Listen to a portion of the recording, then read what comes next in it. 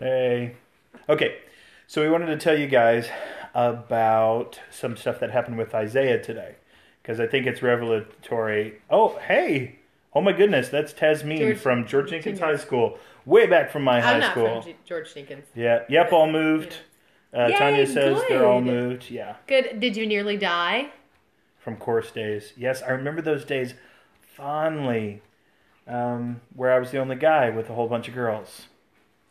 Yeah, that was my life. Glittery vests. Okay. Oh, that's not your life anymore, though. The Lord really turned that around for you. Oh, because it's like a bunch of guys now with a girl. Yeah, right. Yeah, there you go. There you go. Okay, all right. Anyway, all right. Okay. So... Good. Well, I'm glad you didn't die. I saw your post about you were eating with the tablespoon measurer. Yeah. Yeah, so that was fun. Okay, so we wanted to talk about Isaiah real quick. And the reason is because Isaiah, in a really bold statement today... We were coming home. I had to stop at the grocery store for hairspray. So, at 6 years old, he tells Kara that he believes that God has asked him to fast. He said, I want us all to fast. He looked at me, he said, Mommy, I want us all. And he got really insistent. He was even telling Judah, he was like, Judah... and you're going to fast, and you're not going to get to have any candy or any Sprite. And Judah is 3. So Judah was like, nuh-uh, I want Sprite and candy. And no, you're not in charge. You're not the boss. And it caused confusion. And I was like, stop, Isaiah, just stop. We'll talk about this later. Don't tell him that. Right. So anyway, so Isaiah, who, in his kidness, of course, there's that deal where it's like, he doesn't realize how difficult it is for his parents to join with him in this fast. He says, I think we all should fast. Well, of course, being the good parents that we are and feeling that Isaiah has a connection with God. And he really does. Isaiah's got great spiritual aptitude for a 6-year-old. Yeah. I mean, he really hears from Jesus. We ask him sometimes on a daily basis, what do you hear Jesus saying? And he says, I hear Jesus saying this. And usually... it's pretty on point. Yeah, he's once or twice said things that were like outside of scriptural context, but they were inside of the character of God. So right. So there you go. You just point that back towards scripture. And right. Anyway, well, so he says, I think all of us should fast. So we made a decision as a family, feeling like here's Isaiah, and he wants us to fast. What's up, Jason and Holly? It's good to see you guys. Well, good to read you guys. You guys are seeing it anyway. So we thought, hey, we'll go on this fast with them. And he said, let's do lean meats and fruits and veggies. Now, he said, of course, that no sugars. No sugars. He didn't say anything about carbs. I think I'm just going to try to stay away from carbs anyway. Sure. But he said lean meats, fruits and veggies. Right. So, and then we told him, well, do you want to take off the fast for Christmas and Christmas Eve? And he said, yeah, we'll take, but then we got to get right back. He actually said this. We got to get right back on the schedule. So he really did. Yeah, so we've got Christmas Eve and Christmas Day off. So there was this big moment with God and him, and it was really cool, and it was wonderful. And I said to him, okay, well, often when fasts are called, there's a purpose. The Lord says, the Lord declares some things to his people, and then his people say, yes, Lord, will, So I said, what are you responding to? Is this a fast? Is it for healing? Is it for transition? Is it for more power? What is it for? And he said, yes, all those. He said, I'm here in all those. And so we're like, yes, Lord. So we're like rock and roll. And so we thought it was really interesting that he said, let's fast the entire month of December. Right. And so we thought it was very interesting that he wanted us to fast the entire month of December into the new year. Yeah. And, and it really confirmed some things that we were hearing the Lord say, that some things that the Lord's spoken to us. And so we were like, yes, okay. So we agree. Okay.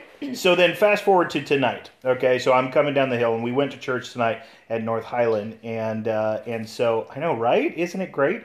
So I'm coming down the hill from North Highland, and our son is in a program called... No Pie. Yeah, No Pie. Not until Christmas Eve. At Christmas Eve, all rules are off. Okay.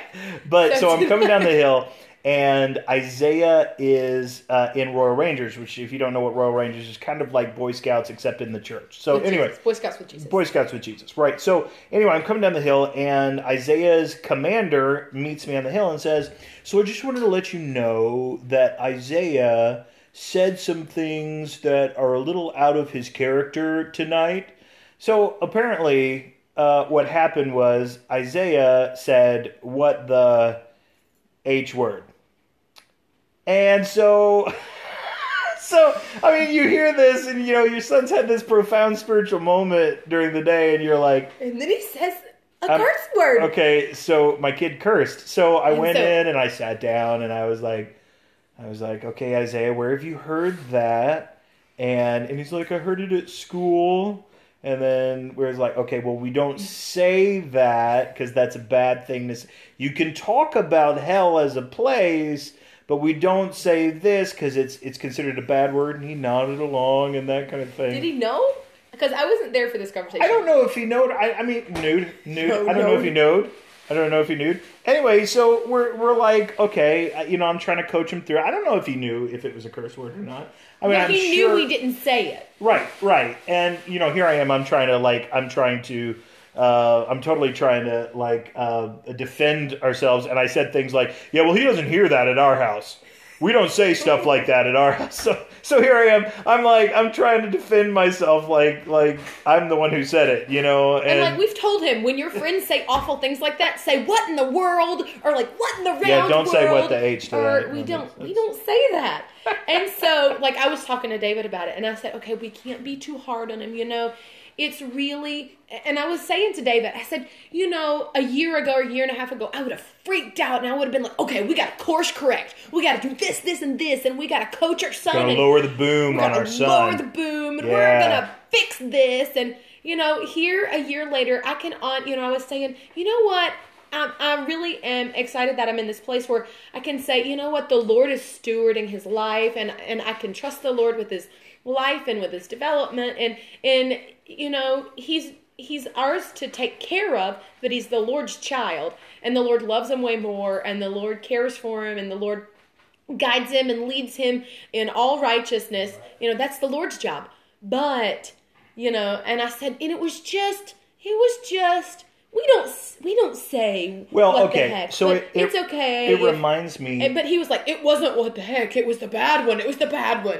And so I was like, oh my goodness, But that didn't, it for a second it changed it for me, and then I thought, you know what? That doesn't change it. The Lord is still the steward of his life. Right. And, it just reminded me of kind of the journey that we're all on. We get to these big spiritual moments where we're like, revelation from Jesus Christ. And, they're awesome moments of spiritual power and stuff like that. And then we turn around and say a curse word. So, I try not to. Okay, anyway, but the idea is, that we are constantly on this road of sanctification. We're constantly on this road to being more like Jesus. It's not like a video game where you get to like level 27 and you're there. And you get a save point. And you get a save point, right? Okay. There are those constant moments. I'll never forget the class that I took of Romans, where the teacher drew a graph for me, and he drew a graph at the bottom, and he said, this is your righteous life,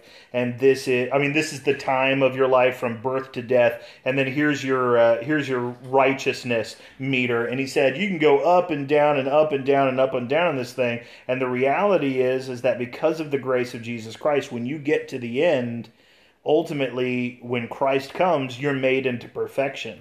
So to understand the full grace of God, that no matter where I am on that scale, that God is continuing, as long as I'm moving forward into the person that Jesus wants me to be, as long as I'm not moving like backwards and saying, I give up on this whole righteousness thing, whatever, and just throwing down the cards, as long as I'm moving forward, that Jesus is going to take me the distance, and ultimately, I've called upon the name of the Lord.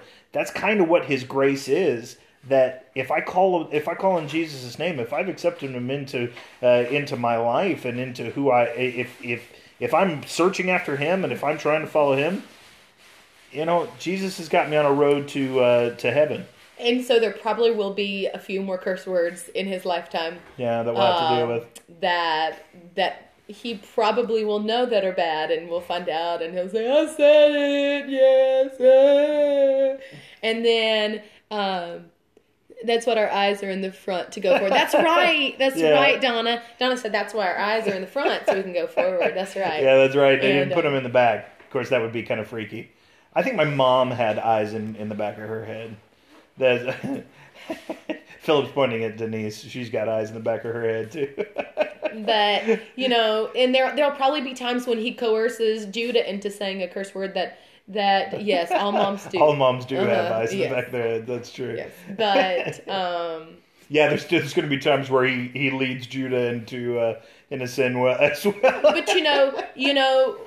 we can't snatch defeat from the jaws of victory and say, well, he's totally unsaved and we're back at ground zero, Yeah, I think that's one of the things that the enemy has really done in some people's lives. You sin, so you go back to square one.